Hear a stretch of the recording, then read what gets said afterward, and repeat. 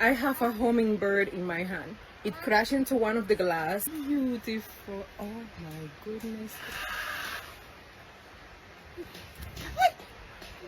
She's flying. She flew. She's just fine. I learned from the creator of this video called Floor that the hummingbird is the national bird of Jamaica. My mom was raised mostly in Jamaica and my grandmother is from Jamaica. I also learned from perplexity.ai that is a specific kind of hummingbird that is only found in Jamaica.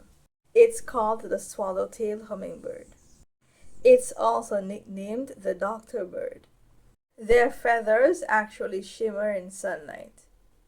The doctor bird is also featured in a lot of songs and stories. It is also found island-wide.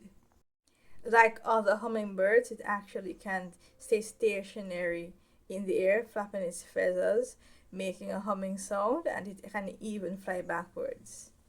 The doctor bird eats nectar, spiders, and insects. I think it's really cool. I had no idea that the hummingbird, a specific hummingbird, could eat spiders.